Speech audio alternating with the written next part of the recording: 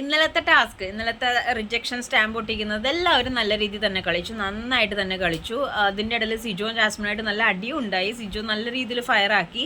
കാരണം ഞാനാണ് സംസാരിക്കുന്നത്, താൻ സംസാരിക്കേണ്ട ആവശ്യമില്ല എന്നുള്ള രീതിയിൽ സംസാരിച്ചു. അപ്പോൾ ജാസ്മിൻ പറയുമ്പോൾ ഒരു വശത്ത് നോക്കുമ്പോൾ ഓക്കെ സ്റ്റാമ്പിൻ്റെ ഇതനുസരിച്ചാണ്. പിന്നെ സിജോ പറയുന്നു ഞാനാണ് ലീഡർ, ഞാൻ പറയുന്നത് കേട്ടാൽ മതി എന്നുള്ള രീതിയിൽ. റിജക്റ്റ് എന്നുള്ള കറക്റ്റ് ഇത് വന്നാൽ മാത്രമേ അത് ഓക്കെ ആവുള്ളൂ എന്നുള്ള രീതിയിൽ സംസാരിക്കുന്നു. പക്ഷേ അതിനകത്ത് വിന്നറായത് നമ്മുടെ സായിയും അർജുനും അഭിഷേകുമാണ്.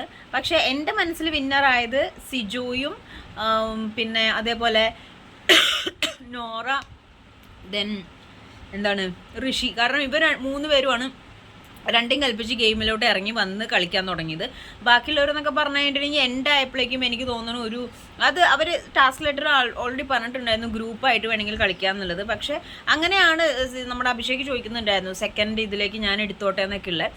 സോ സായി പിന്നെ നോറ പിന്നെ കഴിഞ്ഞ ടാസ്കിൽ ആ കാലിൽ ബാലൻസ് ചെയ്യുന്ന ടാസ്കിൽ ജയിച്ച കാരണം സെക്കൻഡ് ഇതിലേക്ക് ജയിക്കേണ്ട ആവശ്യമില്ല, കുഴപ്പമില്ല, അത് ഒരു ഗെയിം പ്ലാനാണ്, അങ്ങനെ ആയിക്കോട്ടെ, വിഷയമില്ല.